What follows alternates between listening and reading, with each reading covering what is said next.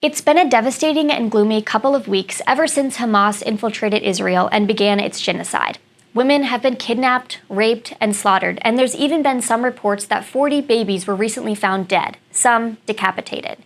While legacy media doesn't seem to show much remorse for the struggling Israelis, we at the Media Research Center have been cataloging numerous different accounts and stories from the individuals dealing with the tragedy overseas. Today, we're going to get to hear firsthand what is happening in Israel. I'm Taryn Rose with MRC-TV. Today, I have the honor of speaking with Natanel, who is a member of the Israeli Defense Force. Natanel, thank you so much for being here. Thank you.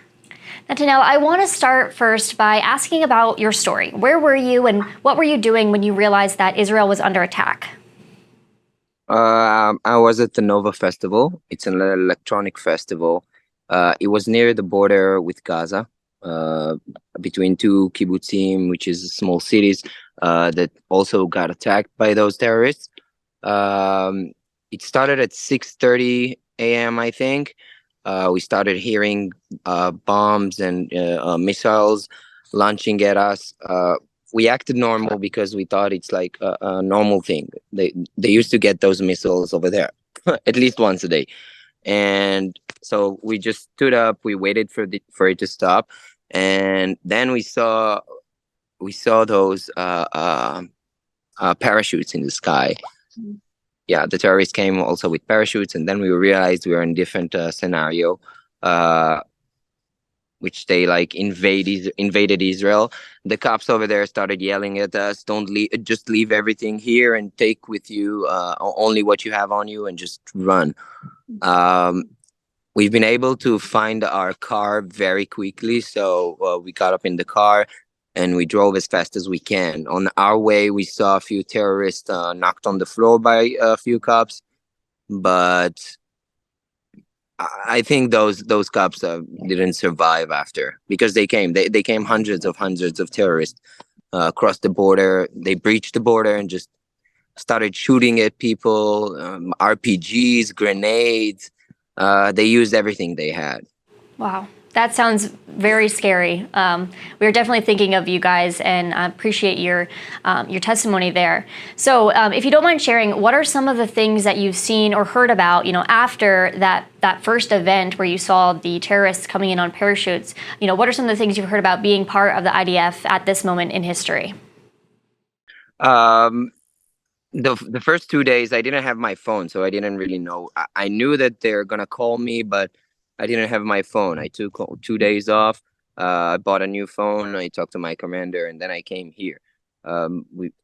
We know we have to do it. We have to protect our families. We have to protect the citizens of Israel, and we can't let this happen again. Yeah. Absolutely.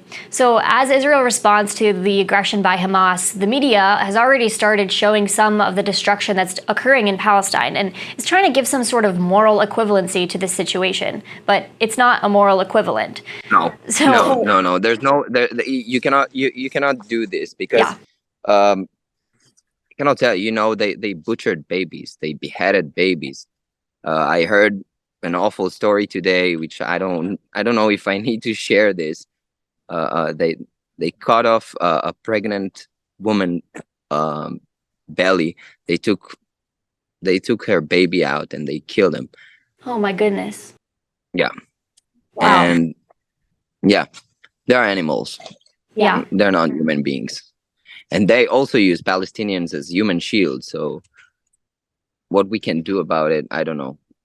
Wow, there's absolutely no moral equivalent. That is, like you said, those are animals. What do you think that Americans need to know when they see the media trying to twist this narrative? I know you just mentioned that they're animals. Is it kind of similar to the fact that these crazy things, these really vile things are happening and Americans should be aware of that, or something else? Yeah, I think they should. I think the whole world should be aware of this, because they took photographs, they took videos, they had videos on camera videos on them, which they praised themselves after they did it. Now they saying it's a fake news, but it's not fake news. You can look for all those videos and you can see it. I haven't seen those videos because I really can't see. Yeah. I think most of the people really can't see those videos. Yeah. It's terrifying. Absolutely. Yeah, It's very horrible. terrifying. And it's really disgusting to see that that is what is the reality. And the media here in America is kind of trying to twist that narrative.